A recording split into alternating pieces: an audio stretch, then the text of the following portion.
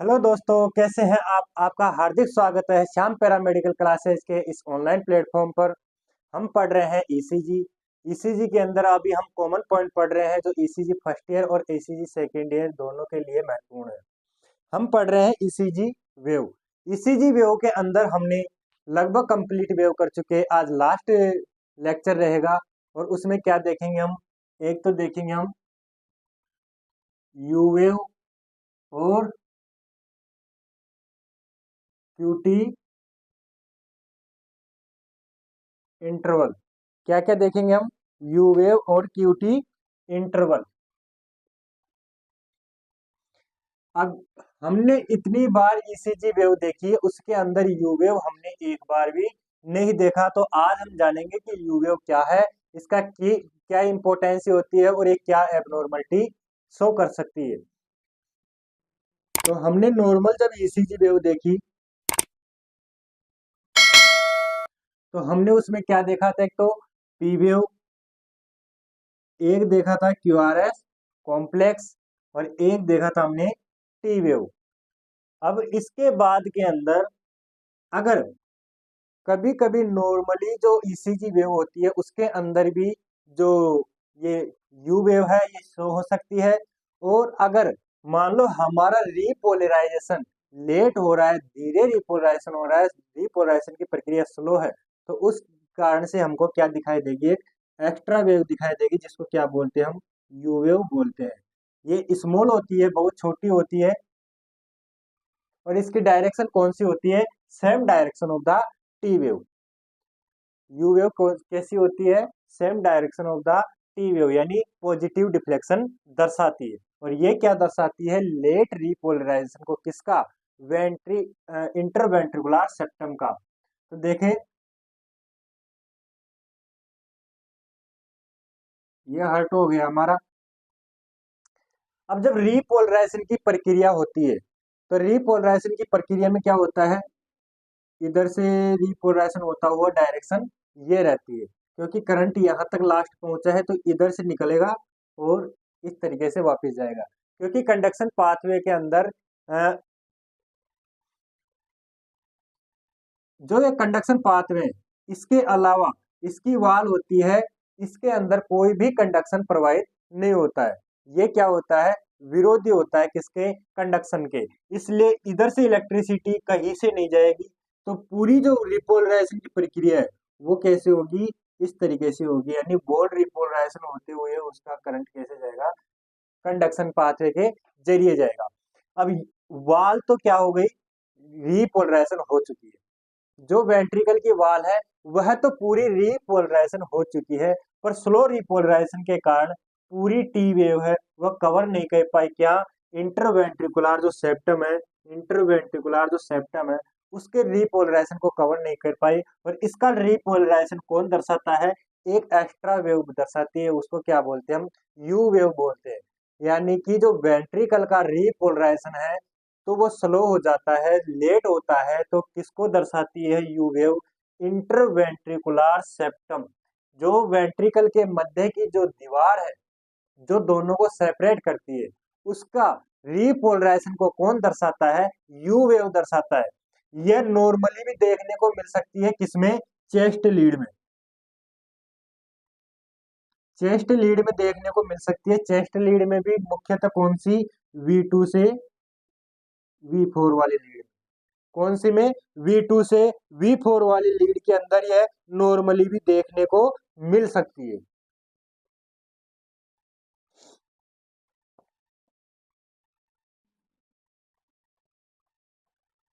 तो हम इधर साइड में बना देते हैं इसी जगह।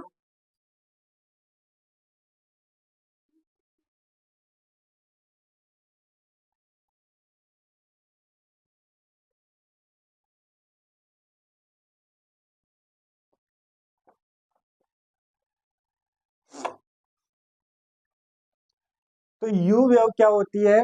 अगर ईसीजी एबनॉर्मल, नॉर्मल तो कहीं भी देखने को नहीं मिलती है, कहीं कहीं पर देखने को मिलती है किसी किसी पेशेंट में, वो भी कौन सी लीड में? चेस्ट लीड में। और चेस्ट लीड में भी कौन सी में? V2 से V4 में।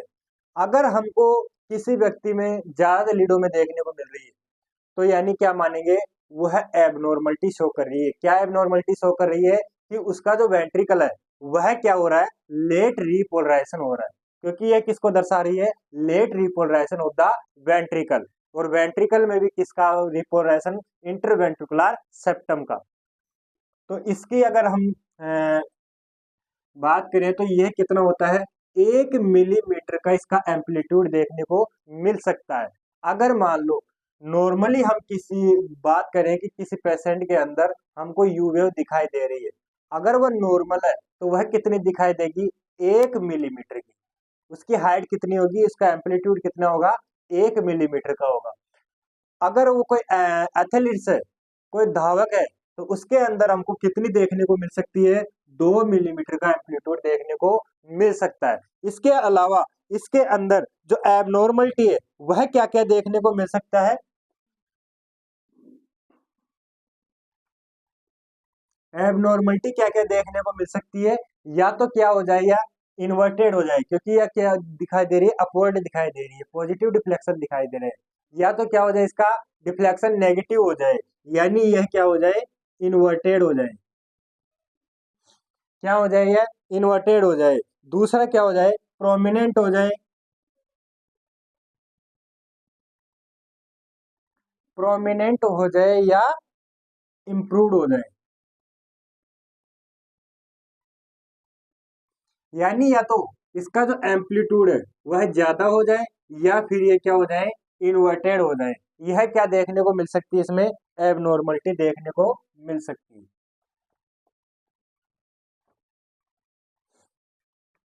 हम पहले बात करें क्या, inverted you wave.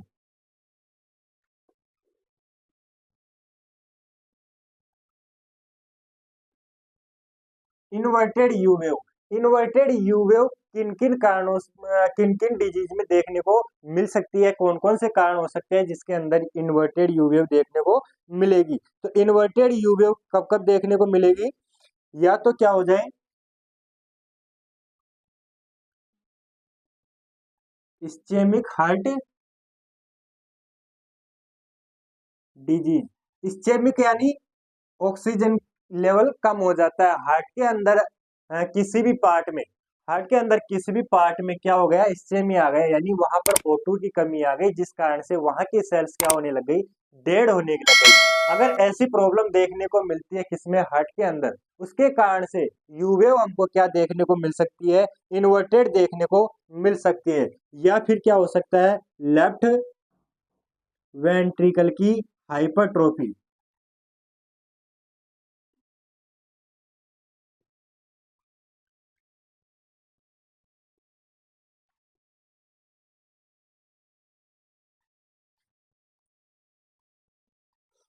Left ventricle की हाइपरट्रोफी मिल रही है, वो भी किसके साथ, विद स्ट्रेन भी। स्ट्रेन का मतलब है कि हाइपरट्रोफी हो रही है, उसके साथ और भी डिजीज देखने को मिल रही है, किसमें, वेंट्रिकल में। कौन से में, लेफ्ट वेंट्रिकल में। लेफ्ट वेंट्रिकल की हाइपरट्रोफी हो रही है, हाइपरट्रोफी का मतलब उसकी सेल साइज क्या हो रही है, बढ़ रही है। अगर उसमें हाइपरट्रोफी होती है तो उसके अंदर मसल्स का आकार बढ़ता है, पर चेम्बर का आकार क्या हो जाता है, कम हो जाता है। मसल्स जो लेयर होती है उसका आकार बढ़ता है, उसकी थिकनेस बढ़ जाती है, परंतु जो चेम्बर होता है उसकी साइज क्या हो जाती है, कम हो जाती है। तो अगर ऐसी कंडीशन देखने को मिले कि लेफ्ट वेंट्रिकल की हाइपरट्रोफी हो जाए, और उसके साथ ही अगर और कोई डिजीज देखने को मिल रही है हार्ट के अंदर, तो उसमें भी क्या हो सकती है, यू वेव इन्वर्टेड हो सकती है।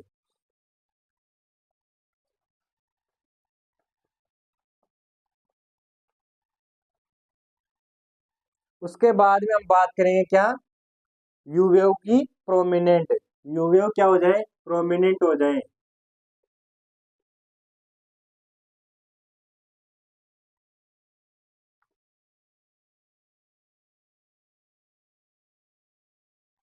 प्रोमिनेंट यानी उसका एम्पलीट्यूड बढ़ जाए। तो यह कैसे देखने को मिल सकता है, या तो नॉर्मली किसी व्यक्ति में देखने को मिल सकता है, जैसे हमने बोला क्या कि जो एथलीट्स होते हैं उसके अंदर नॉर्मल से भी अधिक देखने को मिल सकती है। यानी नॉर्मल कितनी हो सकती है, 1 मिलीमीटर, पर एथलीट्स में कितनी देखने को मिल सकती है, 2 मिलीमीटर तक भी देखने को मिल सकती है। उसके अलावा हाइपोकैलेमिया हो जाए, हाइपोकैलेमिया के अंदर क्या होगा, जो पोटेशियम लेवल है वह क्या हो जाएगा, कम हो जाएगा।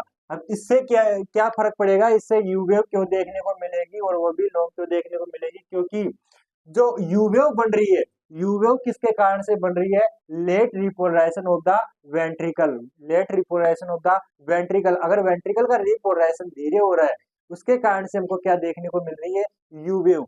अब पोटेशियम जो पोटेशियम होता है वह भी क्या कार्य करता है, रिपोलराइजेशन का कार्य करता है। अगर आपने एक्शन पोटेंशियल का जो ग्राफ देखा है, तो अगर वो वाली क्लास देखी है जो एक्शन पोटेंशियल का ग्राफ दिखा रहा है, अगर वो वाला लेक्चर देखा है आपने, तो आपको जरूर समझ में आएगा कि जो पोटेशियम है वह क्या कार्य करता है, रिपोलराइजेशन का कार्य करता है। अब इसका लेवल कम हो गया तो उसके कारण से क्या होगा, लेट रिपोलराइजेशन की प्रक्रिया धीरे हो जाएगी, और धीरे प्रक्रिया हो जाएगी उस कारण से यूवेव हमको प्रभावी रूप से देखने को मिलेगी, या इसका एम्पलीट्यूड ज्यादा होगा। इसलिए जब हाइपोकैलेमिया होगा, यानी हाइपोकैलेमिया यानी पोटेशियम लेवल कम हो जाएगा, तो उसके कारण से भी हमको क्या देखने को मिल सकती है, यूवेव देखने को मिलेगी, उसका एम्पलीट्यूड क्या होगा, हाई हाई होगा।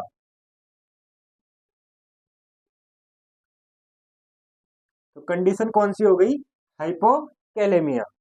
उसके बाद में हम बात करें तो ब्रेडिकार्डिया।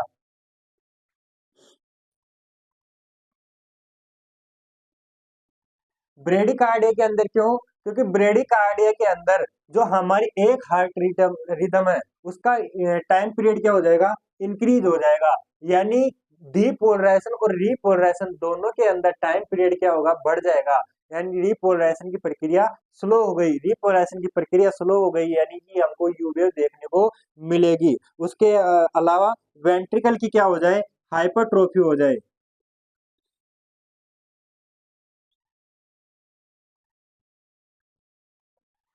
वेंट्रिकल की हाइपरट्रोफी हो जाएगी तो यस, हमको पता है कि हाइपरट्रोफी होगी, उसके कारण डीपोलराइजेशन और रीपोलराइजेशन दोनों की प्रक्रिया क्या हो जाती है, स्लो हो जाती है।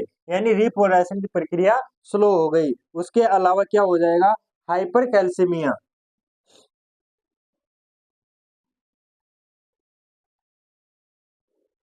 हाइपर कैल्सिमिया के अंदर क्यों होगा, क्योंकि आपने अगर वही एक्शन पोटेंशियल का ग्राफ देखा है तो उसके अंदर हमने कैसा ग्राफ देखा था,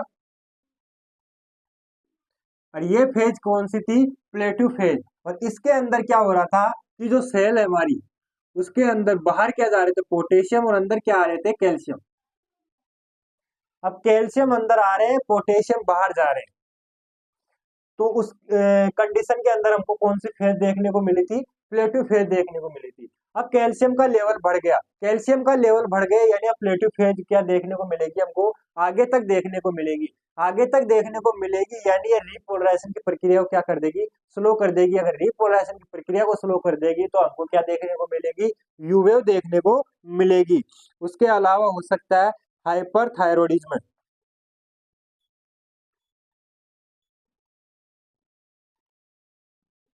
हाइपरथायरॉयडिज्म, हाइपरथायरॉयडिज्म में क्या होता है कि थायराइड हार्मोन की अधिकता, थायराइड हार्मोन की अधिकता हो गई, उसके कारण से जो हमारी हार्ट रेट है वह भी बिगड़ जाएगी। उसके अलावा जो बॉडी टेम्परेचर है वह भी नॉर्मल नहीं रहेगा। उस कारण से क्या हो जाएगी, हमारी हार्ट रेट स्लो हो सकती है, और स्लो हार्ट रेट हो सकती है, उसके कारण से क्या होगा, रिपोलराइजेशन भी लेट होगा।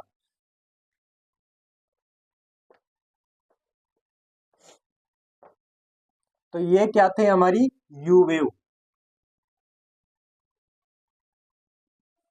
उसके बाद हम बात करें क्या,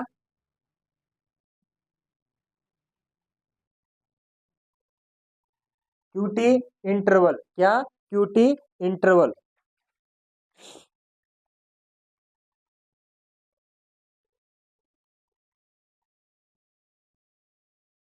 नॉर्मल क्यूटी इंटरवल क्या होता है, पहले तो इसको मेजर कैसे करते हैं,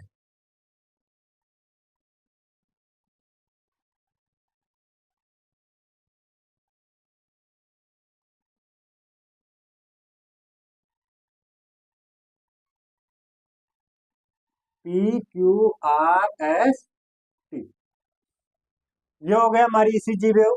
अब क्यूटी इंटरवल क्या होता है? क्यूटी इंटरवल होता है कि complete ventricle depolarization and repolarization में जो टाइम लगता है उसको कंबाइंड रूप से क्या बोलते हैं? क्यूटी इंटरवल बोलते हैं। तो वेंट्रिकल का डीपोलराइजेशन कहां से स्टार्ट हुआ? जहां से क्यू वेव स्टार्ट हो रही है। जहां से क्यू वेव स्टार्ट हो रही है वहां से क्या हो गया? वेंट्रिकल का डीपोलराइजेशन स्टार्ट हो गया।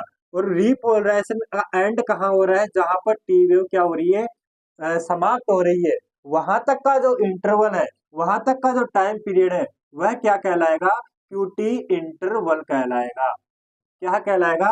क्यूटी इंटरवल कहलाएगा। जहां डीपोलराइजेशन स्टार्ट हो रहा है वहां से रीपोलराइजेशन जहां खत्म हो रहा है वहां तक का जो टाइम पीरियड है वह क्या कहलाएगा?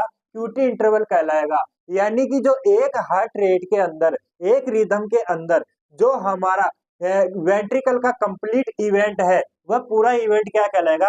क्यूटी इंटरवल कहलाएगा। अगर किसी वेव के अंदर क्यू वेव प्रेजेंट नहीं है तो उसके अंदर इसका मेजरमेंट कहां से करेंगे? Beginning of the R wave, यानी जहां से आर वेव स्टार्ट हो रही है वहां से इसका मेजरमेंट स्टार्ट करेंगे। इसकी जो नॉर्मल वैल्यू होती है वह कितनी होती है? 0.352 0.43 सेकेंड। यानी ये इंटरवल होता है, इसका टोटल टाइम पीरियड कितना होता है? 0.352 0.43 सेकेंड। और ये क्या दर्शाती है? डीपोलराइजेशन और रीपोलराइजेशन किसका? वेंट्रिकल का जो कंप्लीट ड्यूरेशन है वह दर्शाती है। अगर मान लो इसके अंदर एबनॉर्मलिटी क्या क्या हो सकती है? या तो क्या हो सकती है? शॉर्ट हो सकती है, या क्या हो सकती है? लॉन्ग हो सकती है। अगर हार्ट रेट हमारी इंक्रीज हो रही है, हार्ट रेट इंक्रीज हो रही है तो यह क्या हो जाएगी? शॉर्ट हो जाएगी। क्यों हो जाएगी? क्योंकि एक नॉर्मल अगर बात करें हम तो जो एक हार्ट रिदम है वह कितने टाइम की होती है? 0.8 सेकेंड की। अब हमारी हार्ट रेट बढ़ गई है, हार्ट रेट बढ़ गई है यानी कि ये 0.6 सेकेंड का ही आ गया है। तो एक रिदम के अंदर टाइम पीरियड क्या हो जाएगा? कम हो जाएगा। अगर एक रिदम के अंदर टाइम पीरियड कम हो जाएगा, एक बीट के अंदर टाइम पीरियड कम हो जाएगा तो जाहिर सी बात है क्यूटी इंटरवल का टाइम भी क्या हो जाएगा? कम हो जाएगा। इसलिए जब हार्ट रेट बढ़ जाएगी तो हमारा क्यूटी इंटरवल क्या हो जाएगा? शॉर्ट हो जाएगा। और हार्ट रेट स्लो हो जाएगी, ब्रेडिकार्डिया कंडीशन हो जाएगी तो क्या हो जाएगी? क्यूटी इंटरवल का टाइम पीरियड बढ़ जाएगा। अब क्यूटी इंटरवल करेक्ट है या नहीं है उसके लिए भी कुछ फॉर्मूला है। क्योंकि जो इसको किससे मेजरमेंट कर रहे हैं हम? एक हार्ट रिदम या एक बीट से। अब एक हार्ट रिदम या एक बीट को हम कैसे मेजरमेंट करते हैं? R R interval. R R interval क्या होता है?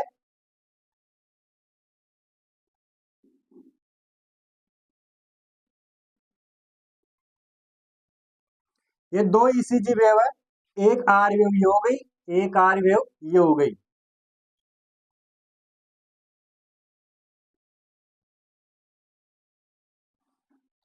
इन दोनों आर वेव के जो बीच का टाइम पीरियड है वह क्या कहलाता है? आर आर इंटरवल कहलाता है। अब दोनों आर वेव के बीच का जो टाइम पीरियड है वो क्या कहलाएगा? आर आर वेव कहलाएंगे।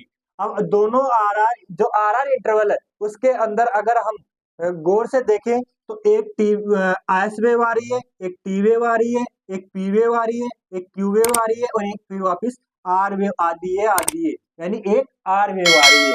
यानी कंप्लीट एक ईसीजी वेव दिखाई दे रही है। यानी दो आर आर इंटरवल है वह क्या शो करता है?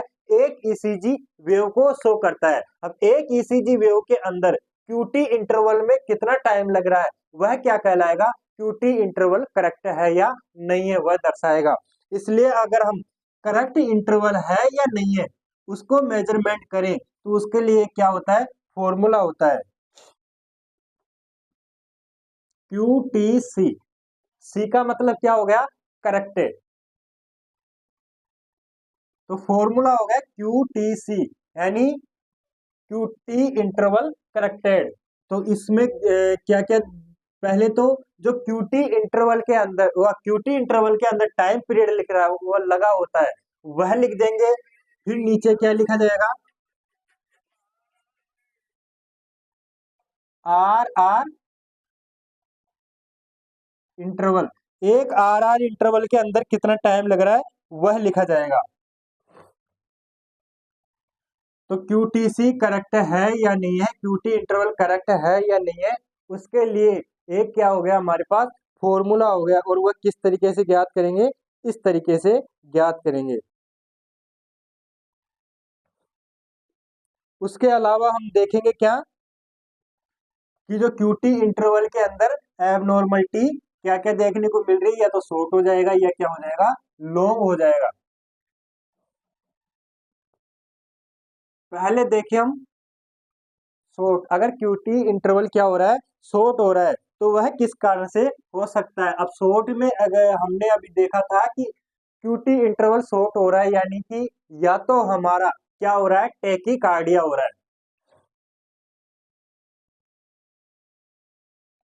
टेकीकार्डिया कंडीशन है, यानी कि हार्ट रेट क्या हो रही है, इंक्रीज हो रही है। उसके कारण से भी हमको क्या देखने को मिल सकता है, शॉर्ट QT इंटरवल देखने को मिल सकता है। या क्या हो, हाइपरकैलेमिया हो। हाइपरकैलेमिया में भी हमको कौन सी कंडीशन देखने को मिल सकती है, QT इंटरवल शॉर्ट की कंडीशन देखने को मिल सकती है।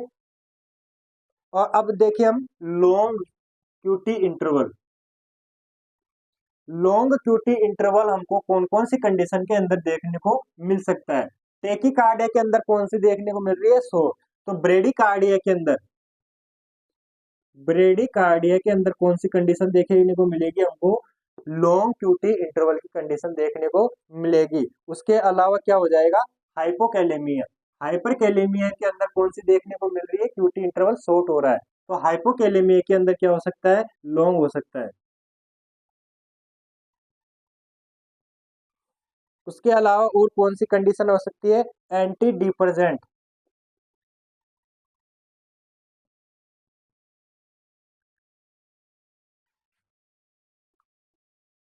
अगर हम ड्रग दे दें कौन सी, एंटी डिप्रेसेंट, यानी जो अगर हमारी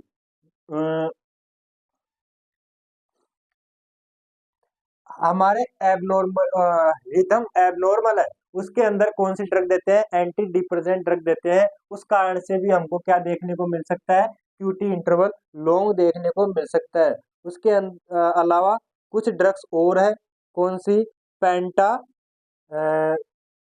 एमायोडेरोन,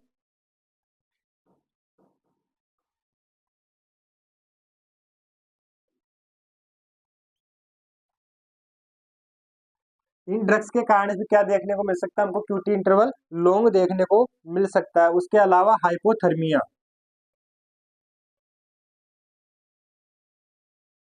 हाइपोथर्मिया के अंदर क्या होता है, हार्ट रेट स्लो हो जाती है, जिस कारण से क्या देखने को मिल सकता है, QT इंटरवल लॉन्ग देखने को मिल सकता है। तो ये हो गया हमारे क्या, कंप्लीट जो ECG वेव है, कंप्लीट ECG वेव है, उसके अंदर जो अलग अलग इवेंट है, अलग अलग वेव है, अलग अलग इंटरवल है, उसको हमने क्या देखा, डिटेल से देखा, उसका डिस्क्राइब किया।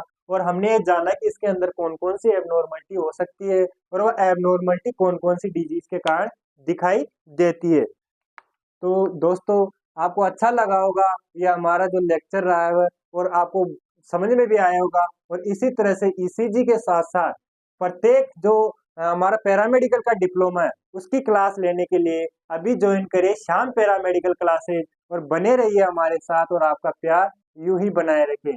धन्यवाद।